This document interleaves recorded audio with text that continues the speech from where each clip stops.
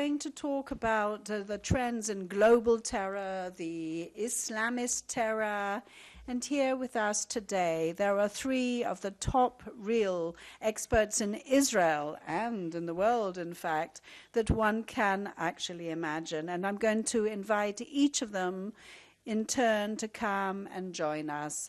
Mr. Shabtai Shavit, Mr. Dan Meridor, and Major General in Reserves Aharon Zeevi-Farkash, who I will introduce as we go along. My name is Professor Boaz Ganor. I am the Lauder School of Government Diplomacy and Strategy Dean and a founder and executive director at the Institute for Counter-Terrorism. But I think had it been sort of in order of importance and content, I probably would have been the last on this list. But unfortunately, I'm going to sort of usurp that and be the first here.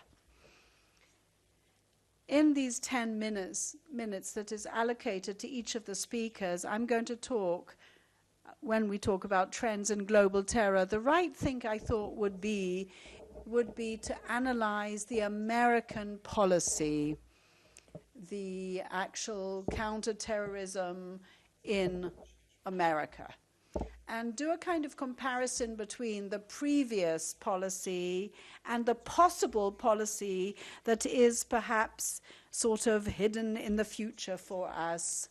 And had a student offered to do that, I would have said, no, keep away from that. But that's one of the enjoyments in life that we can participate in, and that is involving ourselves in that kind of thing. I think we can take the risks. It's now been, 30, 35 years of that. And what have I actually learned in all those years about terror? I would say that it is the terror equation.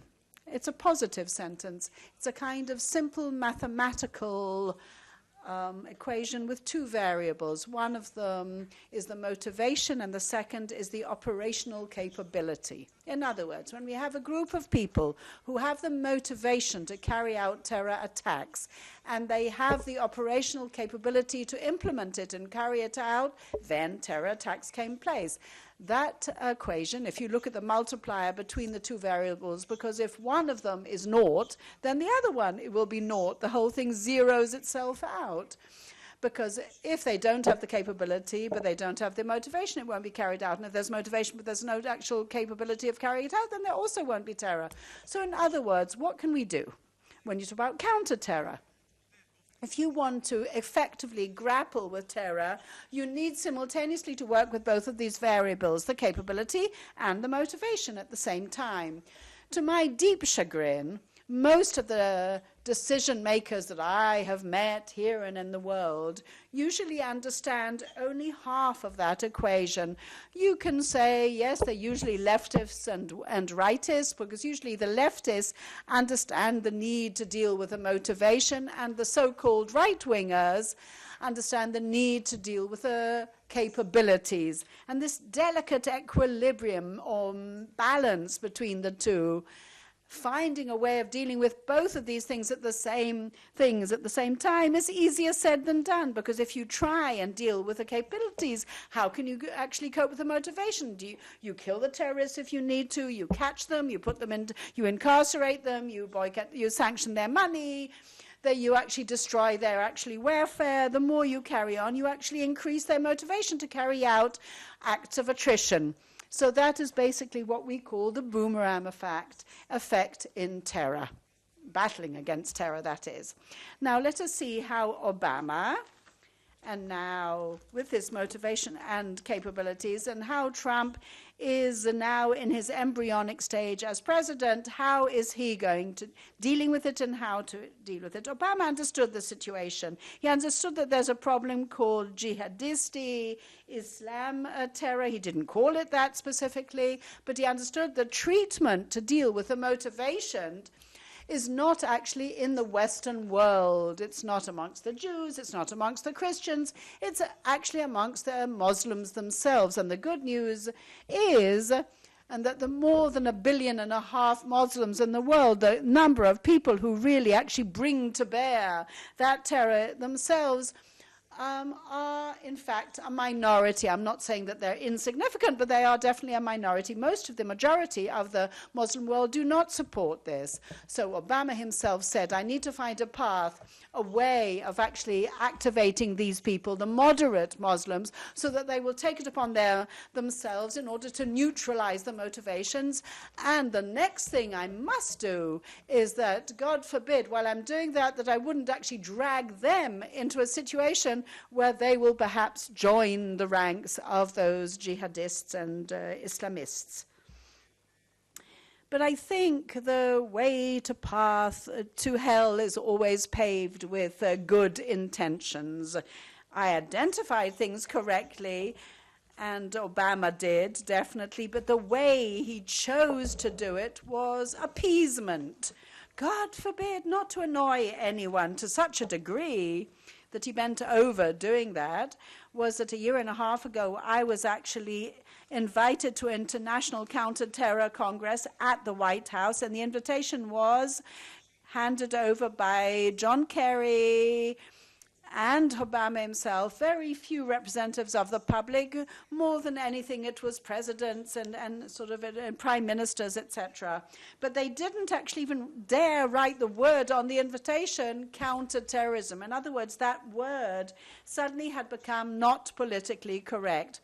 So after the these years, they spoke about it as CVE, countering violent extremism. God forbid not to say counter-terrorism in order not to annoy the Muslims. And I think that that's a mistake. We should have come to the moderate Muslims and said, you're not doing us any favors. You have got to get up on your hind legs against those others because you believe in a different interpretation of the religion. You believe how detrimental an effect this will have on what you're doing. And this Islamophobia, this wave that only recently we saw that terror attack that was based on that, is a derivative of things that in the moderate Arab world, inter alia, are not doing that amongst other things that they should be doing. And so therefore this was an erroneous way of leading it. Now what about Trump? Well, no one knows. But Trump instinctively understood that that was a mistake. And at least in his campaign, he explained it really, really clearly. And he knew that if he really doesn't work it properly and find the balanced messages that would motivate the Arab world to get up against those Islamist factors, he could bring about an opposite situation of throwing out the baby with the water, because he would actually suddenly see that this, when he made that decision about, not entering United States and the visas and the whole carry-on, would be really problematic. Now, the second issue is how do you actually grapple with this issue of the capabilities? Now, Syria, in the summer of 2014, Obama declared that should be a war against ISIS, and we're going to actually do that. But at the same time, he said no boots on the ground. Now, had he asked me or someone like me, I would have said you're actually fighting against a hybrid terror organization, and you cannot win them without boots. You can't beat them without boots on the ground. You can say that I'm fighting against ISIS, but basically it's like saying I can't win again. I can't actually beat them without boots on the ground. Now, what can what can Trump now say? Well, I will send boots on the ground, but he won't say that, no. But the second possibility would be that he'll come and saying, I'm going to actually carry out a campaign like Russia's doing. I'm going to turn it all into something, one big Aleppo or something like that. But the third possibility, I actually don't think that Trump will do that, but the third possibility that he could choose would be the possibility, and I think that is what he'll choose, is a businessman's option, is to blindfold your eyes, your ears, and your mouth and say to Putin, you deal with it. That may sound good, that may look good, but the prices that the Americans will pay for that kind of it is very, very high from the point of view of their world sort of status and the price that they'll have to pay to the Russians in the end of that, and in all sorts of aspects. So I would recommend Trump to to say that if there are no boots on the ground, at least sandals on the ground. Now, what do I mean by that?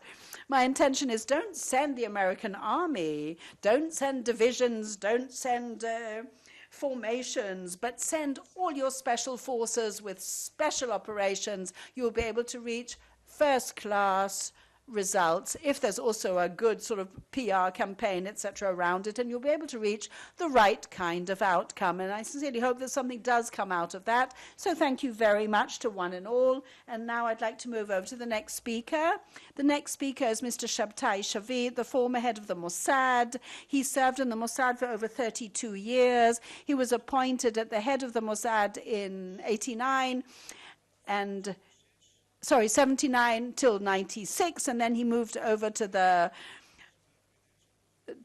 chairman of the ICT, which is definitely the role of his life, where he is now till this very day here at the IDC.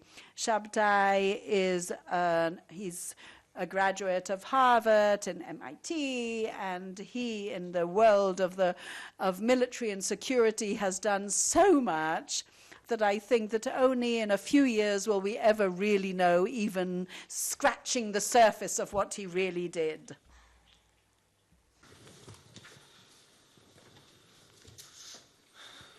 I'm tired, and you are. Good evening. Just a comment for the organizers. We're here on the podium. It's like a third degree here with all the projectors. So, when you make the conclusions of this conference, please take that into account. Boaz spoke for 10 minutes about one large idea. I have decided to speak about a large number of ideas and topics, but in order for me to be able to do that within 10 minutes, I will just give you bullet points. And I assume that the bullet points will express ideas that the audience here will be able to understand and will be able to extrapolate properly. So I'd like to begin now with a quote from a weekly report of the ICT, and it gives some interesting statistics. It says the following. It says that in the last 5 years, since the establishment of this state that's called ISIS, there were 52 attacks on the West attributed to ISIS, 52 attacks that resulted in 402 casualties, 17 attacks in France, with 240 people injured, 6 killed, 16 attacks that resulted in 76 casualties. In England, only 5 terrorist attacks with 35 casualties.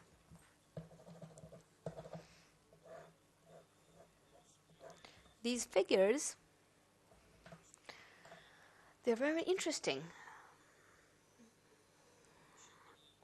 What happened in Europe is that when homegrown terrorists, those born and raised in Western countries, when they started moving towards the Middle East, different commentators started worrying about what will happen when they come home.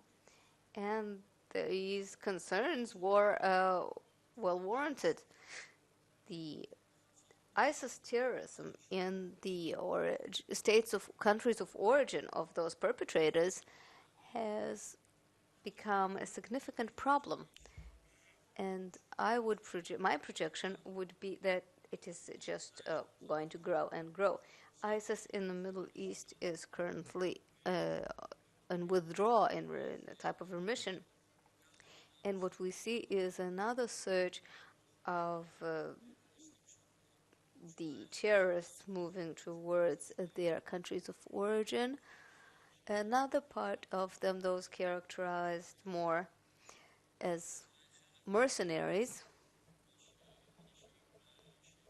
and not people whose motivation is ideological. We see them drifting from the Middle East to Libya to Africa, and from Libya they go south and reach all the African countries all the way to South Africa. This trend will also continue, in my opinion, because ISIS, militarily speaking, is losing its assets in the Middle East. And when I talk about the Middle East, I mean the territories that it controls in Syria and Iraq. And naturally, as terrorism goes, they try to find other political swamps, other territories where there is instability and where there are battles of different groups that undermine the central regime. And these territories are territories that, if we monitor historically the movements of Al-Qaeda and other names of organizations, we will see that they moved from one political swamp to another. Al-Qaeda began in Sudan. From Sudan, they moved to Afghanistan. From Afghanistan, they started moving south, and now to Iraq and Syria, and now they go back to the West.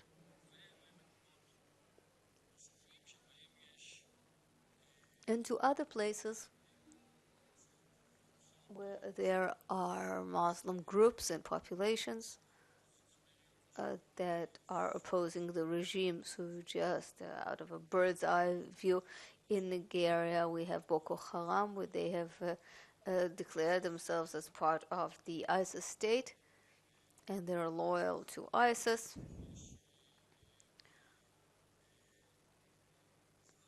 In East Africa, we have Shabab and other organizations. They each call themselves differently, but as far as the content, ideologically, they believe more or less in the same ideology of the world caliphate that needs to be achieved through war. And this war is supposed to annihilate all the infidels in the world, be they Christians or Jews or Buddhists or even the Sunnites to the Shiites and the Salafites are not real Muslims.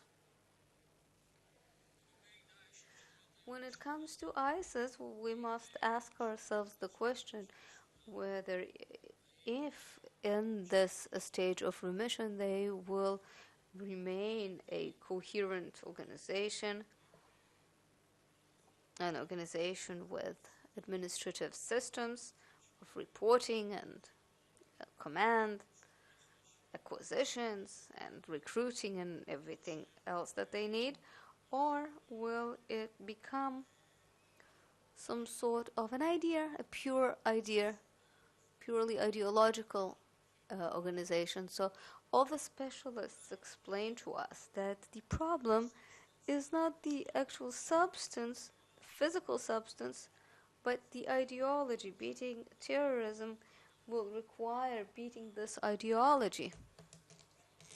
Can we beat this ideology? Is this at all possible? Well, if we look at historical examples, there have been civilian terrorist groups whose agenda was political, and they have worked and operated, and when conditions changed, they disappeared, like Baader-Meinhof in Germany and the Red Bulgarians and other organizations that were considered terrorist organizations, and they fought for their self-definition and sovereignty. They have concluded their historical role and disappeared. The Japanese organizations, now I remember. So, regarding organizations whose backbone is religious, it's a religious ideology, I think their survivability is much stronger than that of the political organizations, because even when they lose their physical capabilities, nonetheless, while the idea still exists, they continue to exist, and it's very difficult to deal with them. Boaz has mentioned that terrorism in Islam is really a phenomenon where the minority determines things, and it segments the majority. Of course, the minority is the Shiite minority and the Salafites, and the majority is the greater Sunnite Islam. So if we're talking about 1.5 billion of Muslims throughout the world, the most extreme ones are about, I don't know, 10% of that. But the noise that they generate is a noise that equals the noise of 1.5 billion.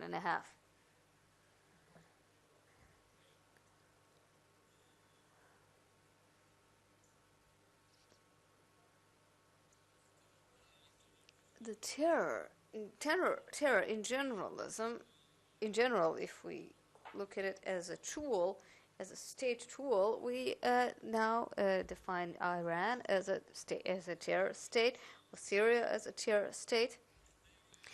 Those are states that, in order to expand their political influence, they use terrorism. They implement terrorist organizations. Hezbollah is a good example of that, an extraordinary example even. Hezbollah, in its essence, is a division of the Revolutionary Brigade, and they are simply situated along our northern border, but they are implemented and trained and receives its orders from Tehran. Now, another phenomenon, there is a new phenomenon of terrorism. If we speak of cyber-terrorism,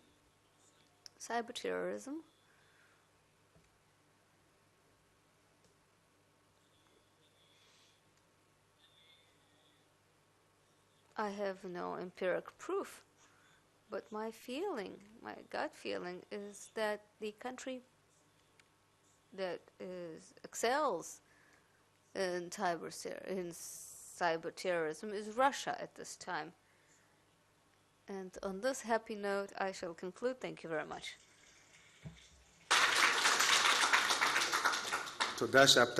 Thank you very much, Shabtai. From one convention to another, each technology becomes pretty violent.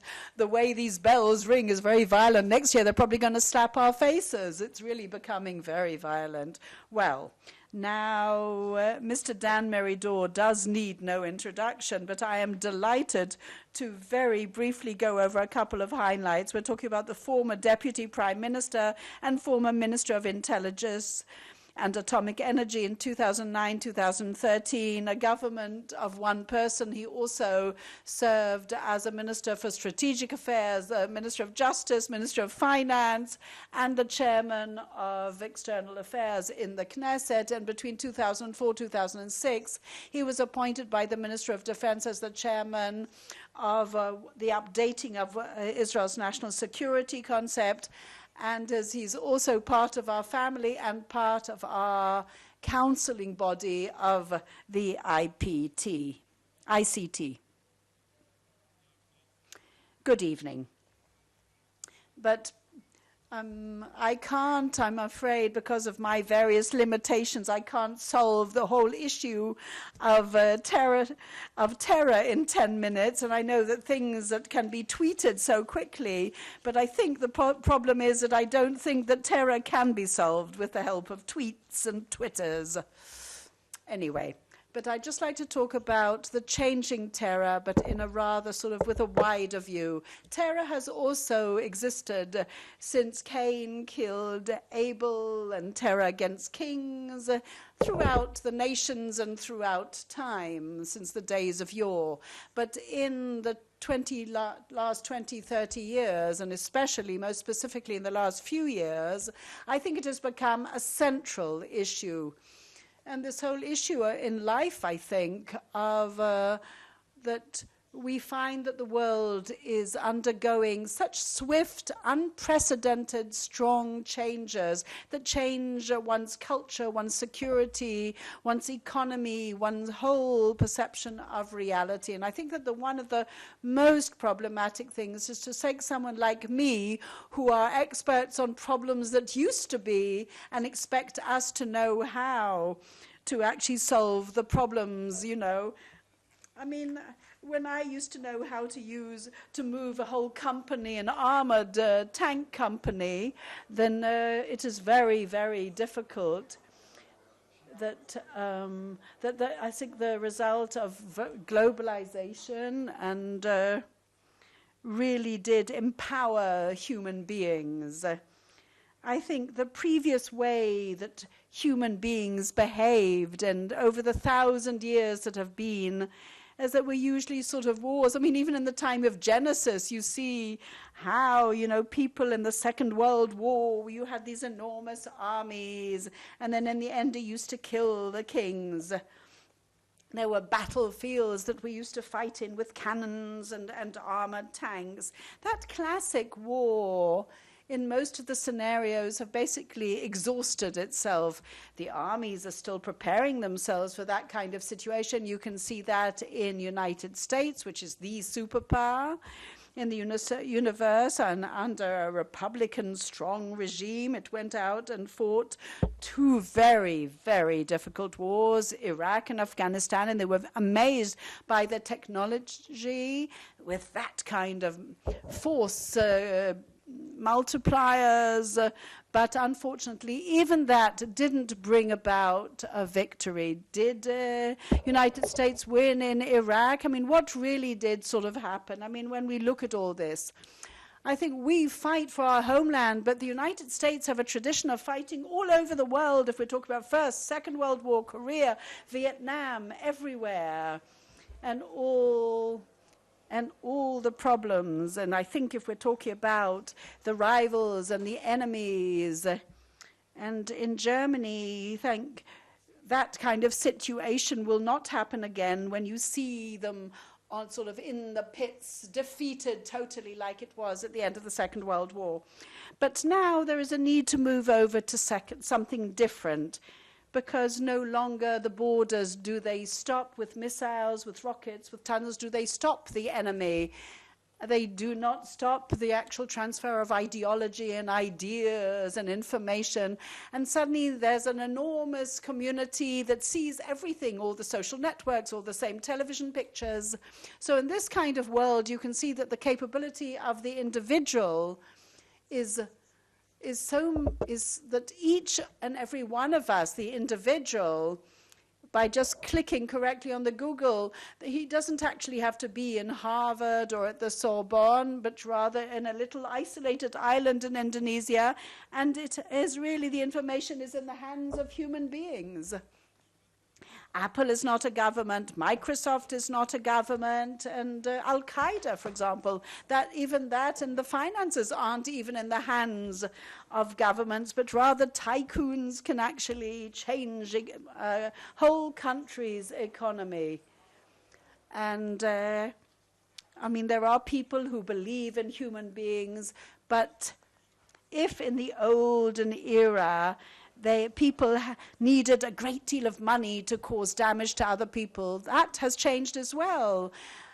You know, the USSR has changed into Russia, and they invested hundreds of sort of billions. The USSR at the time invested billions in actually sort of putting that and trying to kill different things, and they certainly didn't achieve what they wanted through that. So what has actually happened? Before that, you had one enemy, two enemies, and I mean, it's, you know, people, we're looking at all these armies around now. We've got however many enemies we've had.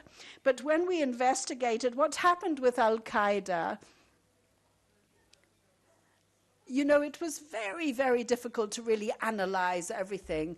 I mean, we're talking about, there's so many people that you're fighting against. We saw the attack in 2001 against the United States. Just think what the cyber terrorism can create. And what happens if someone can take bacteria, for example, of anthrax, and then they just send it millions of kilometers away, and suddenly this has become a world of multiple players all over. So therefore, the kind of struggle that is being managed is not like the old-fashioned struggles and battles. But I won't be able to here, with this lack of time, to really go into all that. Now, there are three basic terms about the actually, people's whole strategy of terror is, first of all, deterrence. And, of course, then you need the warning. And you also need that decisive victory at the very end of it. Now, how are you going to do that? How can you deter? I mean, for those who believe in God are willing to pay a very heavy price. But how do you warn people? And how do you deter people from actually doing it? And, I mean, in the past, there were possibilities. But how can you know that someone's taking a knife and going to be a lone wolf terrorist and going to stab someone at Damascus Gate? So what actually happens on the network that creates a situation where someone goes out as a lone wolf terrorist? And how do you create that deterrence? And even worse, that decisive moment, that decisive victory, how do you create that? The new Germany of May 45, in many of those scenarios, if we think about all this around us, the capability to develop a leadership and to say, listen, I'm not going to zero them. I'm going to do something different that will have a very severe detrimental effect, but instead of that, I'm going to create resilience so that if there are certain terror incidents, and I mean, the Israeli population have proven that in the Intifada, which is actually like a war, and most of the public officials are not willing to say that, but I mean, it's very difficult to ask your people to bounce back. And to be able to actually create those issues for deterrence, and then later on that as well, you have to really analyze that deeply, delve into it deeply, and then adapt it to the lives and the reality that we live in. I think that things are connected in such ways. I mean, you have international conflicts. If the classical way of having decisive victory in a battlefield is no longer relevant in most of the scenarios, it just doesn't work anymore. And if in the previous equation you can't see it working, I mean, you used to invest in security about 2,000 the amount of money that the Al-Qaeda did or Hezbollah did, but it didn't end with that. It's a totally different equation.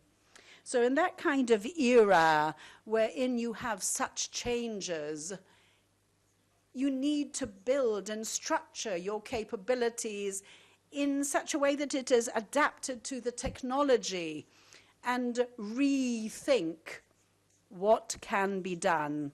And I think all in all, the globalization has created a kind of universal man, a universal individual. I mean, wherever I am, Oslo, Johannesburg, or wherever, there is a blurring of borders, and it sounds wonderful. But in fact, people do not suffice with being citizens of the world. They also have their own personal identities.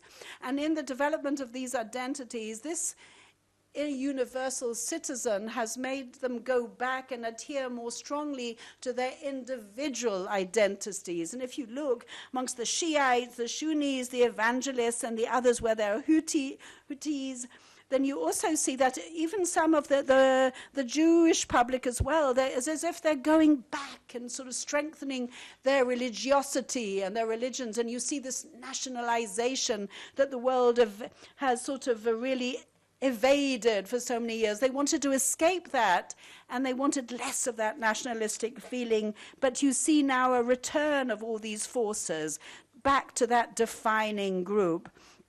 So in other words, this is something that crosses all borders. And I don't think that we should panic, God forbid, I think that our capabilities should be directed to using the technology, which is, we have just as good sort of such capabilities as other countries. There isn't one equation that will solve everything in a moment, but at an era when you need leadership, you need to think with an open mind, you need universal international collaboration so that we can really curb and somehow take this gauntlet of challenge and cope with it, all of us together. Thank you very much, Dan. I used to say that Dan is a government of one person because of all the ministerial positions he had filled. So our next speaker is the General Staff of one person, and that is Aharon Zeevi-Farkash, Major General in Reserves, who was formerly the head of the IDF Military Intelligence Directorate since 2002, between 2002 and 2006, and also filled the role of the head of planning and technology. As I've said, the general staff of one person. He is a graduate of Harvard University. He wrote the book, To the Best of Our Knowledge, Intelligence, Operations and Policy, together with Dov Tamari, and he is the CEO and founder of FST Biometrics. The floor is yours.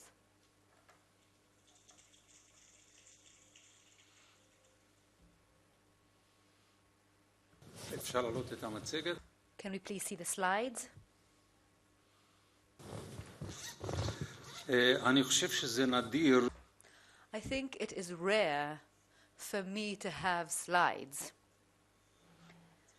And I've decided, for the 10 minutes I have been allocated, to choose 8 images. And if I understand correctly, what I have been required to do is to speak about trends in terror. And I have chosen to speak about trends in Islamic terror because I have not found enough from other places. And therefore, I would like to show you 7 images and tell you what I think about the next few months, the next few years. I think these trends will remain with us, unfortunately, unless we display leadership, as Dan has mentioned, and I will touch upon that at the end of my speech. Is anyone, can I move along with the slides, please?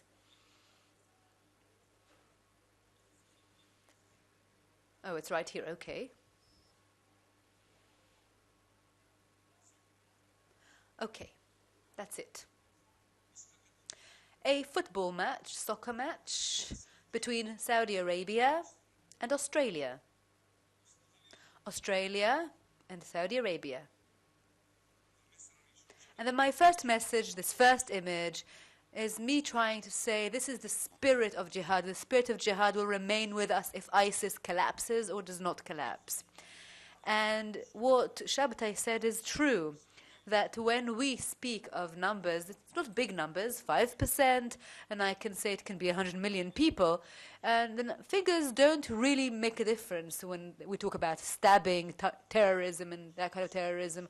But Saudi Arabia, that has invested so many years in terrorism, in madrasas, schools, in imams, in Sunni countries, are taking up or understanding that there is a need for a change. And I think that a very crucial message that is taken from today but is 31 years old is Muhammad bin Salman, who has been appointed the Crown Prince of Saudi Arabia. And that just shows you how the Saudis understand messages that others are trying to explain to them, that the war within Islam will solve the issues and not war from the outside. And then you see all of those who have threatened them and are taking ISIS off the table in Syria and Iraq, and they're telling them jihad is in Europe. Jihad is in the United States. Stay there. Don't come back to us. We have trained you. We have prepared you. That's where real jihad is. So the first message I would like to convey is the spirit of jihad. The second is Mosul as an analogy. If you don't remember, then fighting in Mosul has been going on for 9 months. In Mosul, there are 10% less underground tunnels than in Gaza. And the wonderful intelligence, excellent intelligence the United States has is out there, and other countries have intelligence there too. And perhaps the bombing of that mosque, An-Nur, I think, where Abu Bakr al-Baghdadi announced in 2014 that he is the caliph, he has received the sword directly from Muhammad in 639, and no one else. Perhaps that is a symbol of what's happening in light of what's happening there. And I think that Mosul, Baraka, and Khalab and other places are actually indicative of a very big change. It doesn't mean ISIS is about to disappear. Perhaps Al-Qaeda will even get strengthened. But this spirit that I talked about before, it has some meaning because of the Sunni-Shiite war. I don't want to talk too much about that, but these days amazing things are happening in this area.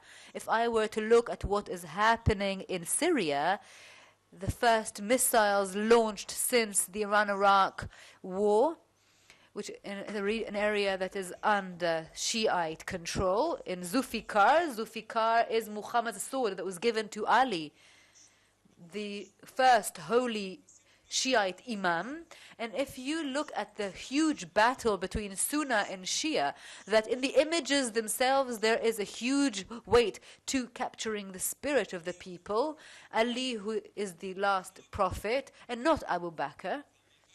And this conflict brings about terrorism in Tehran. It takes over populations, and despite the low percentages of Shiites in the Middle East and around the world, their extremism through the Mukawama will remain and continue to be part of our troubles and problems here in the Middle East. So that is the second image. The third image.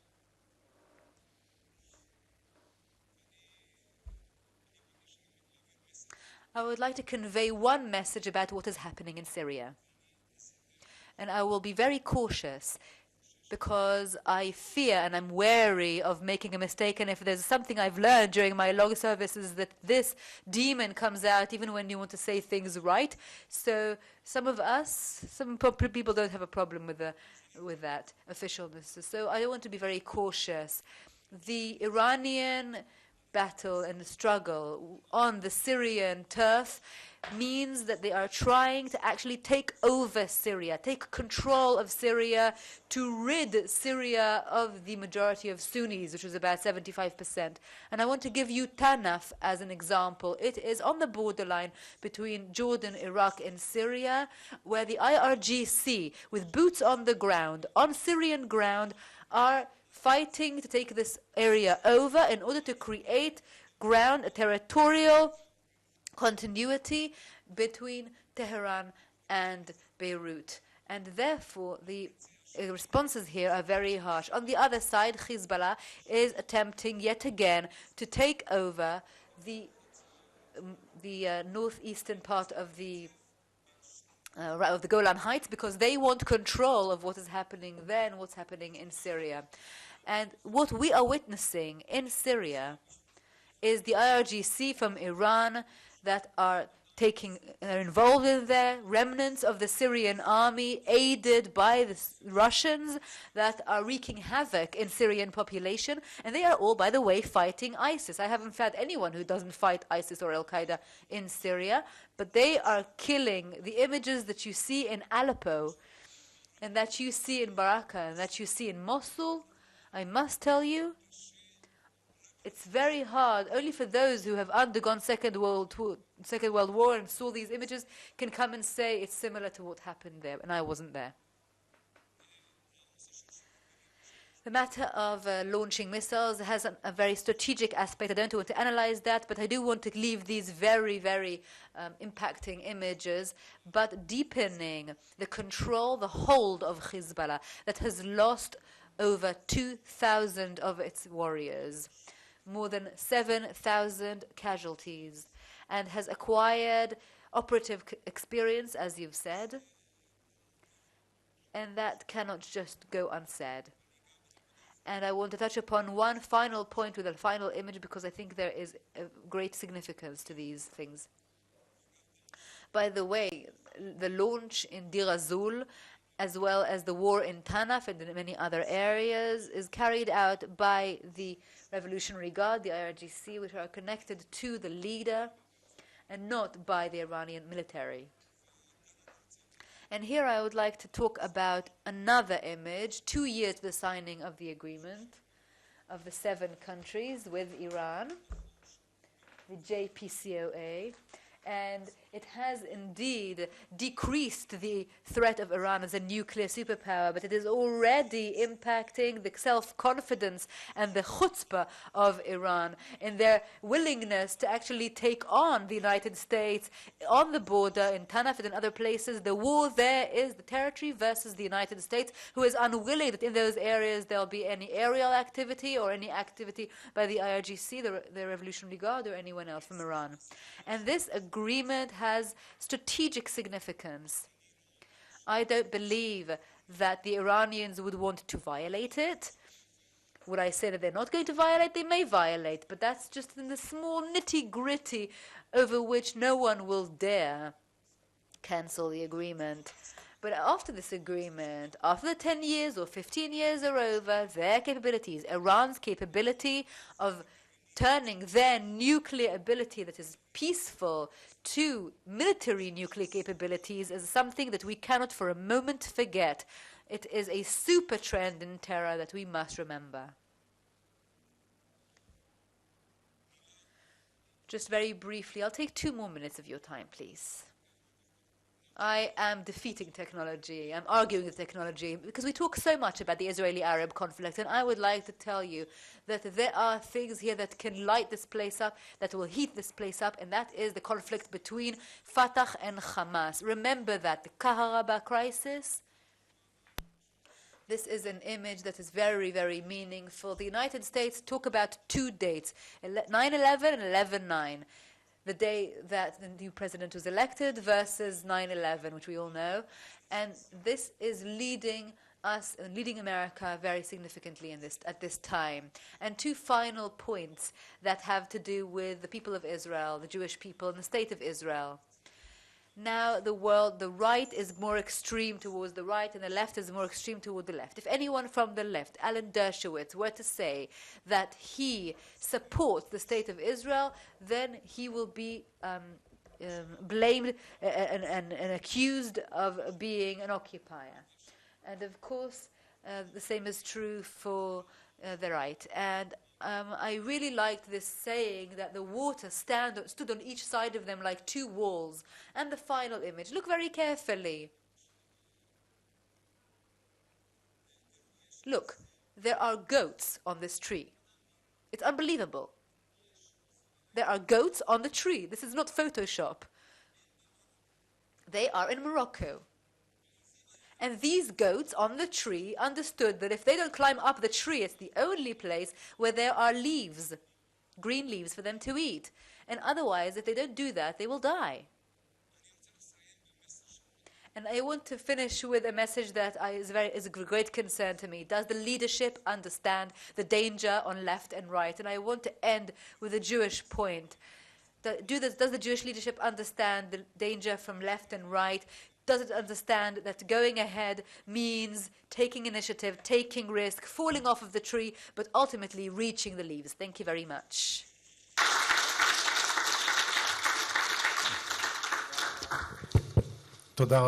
Thank you very much to Major General in Reserves of Farkash. You were all very disciplined, so it has actually left us a little time for a discussion. And I would also enable a few questions and answers from the audience. But I will take the privilege here of a question first. And it may annoy people who have been trained in intelligence. Shimon Peres, who was well known not as someone who really liked intelligence that much, he used to always come and claim things against them. And if I remember, if I'm quoting from my memory, he said, bring me those who are going to talk about the future from the intel. They keep doing extrapolations about things that happened in the past, and they conclude from that. I've never seen anyone who can prophesy the future as it ought to be done. That's exactly what I'm asking you to do. So Shabtai, you spoke about the trends, the central trends is what you described. And I'd like to ask you, in the light of these trends, where do you think we will be in 5 years' time? When I say we, the world of terror and Israel as well, but I mean the world in this state of terror. And Dan, with a slight nuance, you spoke about the swift changes and how the individual is in the center and the borders that don't stop anyone getting in or getting out or whatever. So what will be the future change in 5 years' time, and how will that impact world terror? And Farkash, I would like to ask, what will be the 9th picture that you're going to present in a few years' time when you actually speak to us here? Shabtai, let's start with you. Well, Al-Qaeda, when it appeared on sort of planet Earth, it was enhanced and fostered and grew. And they thought it was a promising kind of phenomenon, perhaps in the order of magnitude of something imperial, which didn't, really, enormous, but it didn't actually take place. On the contrary, it just was dismantled and fell apart. And you can find sort of now dozens of others that are really derivatives, basically, of Al-Qaeda, dozens of such little movements. So if we talk about this kind of split off, as opposed to one big force, that is a trend that I foresee and believe is a positive trend, because the threat has remained, but it is a threat of a plethora of dispersed groups all around the world. But in that context, the energy has remained the same energy. It may have even sort of grown, but instead of one big bubble, you've got lots of little ones.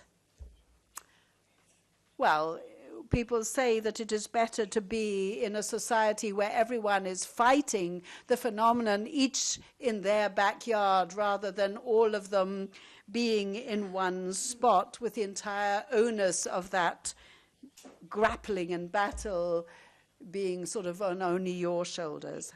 But I would like to say that in the various assessments that we have carried out and we used to do, we used to point at the real evil not having come to us as yet. So unconventional methods, terror, that is still something that might still pop up and will be manifest, but it hasn't actually become manifest. And why? In order to achieve the objectives of terror that are to terrorize, to create panic and hysteria and instability and really rake that all over, then you don't need that. All you need to do is to take a lorry to actually run over hundreds of people, or to a lone wolf terrorist to come and sort of terrorize people. These are kinds of weapons that they can achieve their objective of terror through that. And for us, they pose the goodies, nearly impossible challenge. How can we warn about that kind of act? That kind of phenomenon will only go, unfortunately, and spread even more so. Well, time is of the essence. Maybe we'll have a chance to go back to you in a moment. But in the meantime,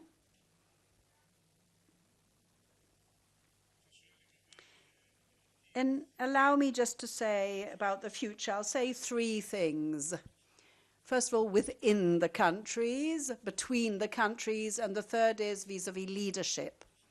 Within the countries, there will be a struggle or a tension that will develop, to my assessment, that will need to help people protect themselves, and yet without a violation of their privacy and their personal rights.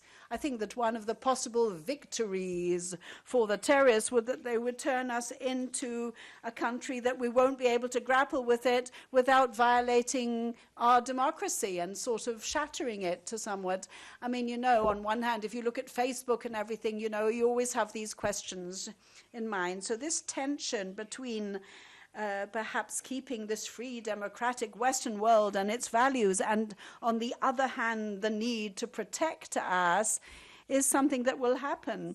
And secondly, I mean, a leadership will have to remain and adhere to values that are still suitable to this new reality, and yet they're still trying to retain our basic values. So, I mean, we live here, not only physically, we have values, and to live under this kind of threat is very problematic.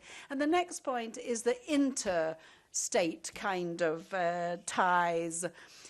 I mean, you can't only just call it threats and really empower us. I don't want to write down the names of prime ministers who just sort of threaten us and intimidate us. But on the other hand, there are extraordinary opportunities that are being developed in front of our eyes for international collaboration.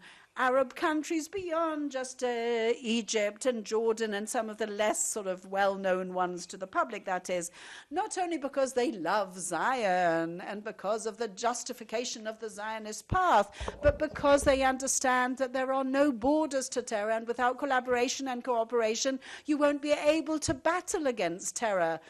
So this will be a world where there will be more alliances, more collaborations, and those who know to do it properly, against intuition. I mean, basically most counter-terror organizations don't like, divulging their secret information, but it's necessary. So it's sort of anti-intuition kind of thing.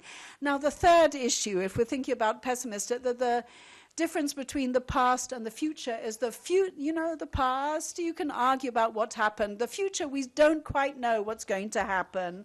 Yes, I don't believe in determinism, but basically they still have that capability of impacting, influencing. Who are those people? Those who have the clout in their hands, not only through Twitter, but who can really understand and fathom things and act wisely.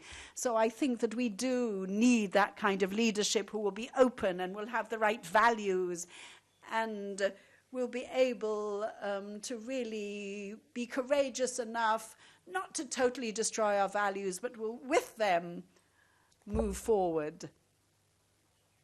Can you hear me?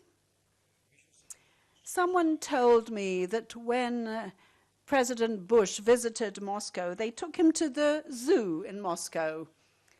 And they showed him, wow, the Russian sort of miracles where a lamb lived with a lion. And I'm trying to answer your question. And I said, I want to meet the scientist who actually developed that. And they brought him. How could this be? And he said, it's amazing how it works. They're living together. Are there no problems? And they said, not at all. Sometimes we have to exchange the lamb. Minor problem. I'd like to see that kind of picture in Islam where the lion lives with the lamb.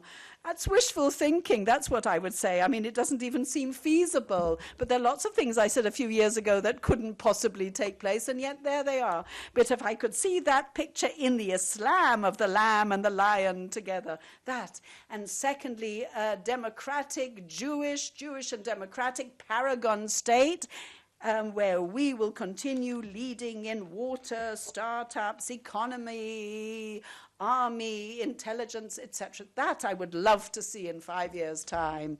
We have 1 more minute and 6 seconds.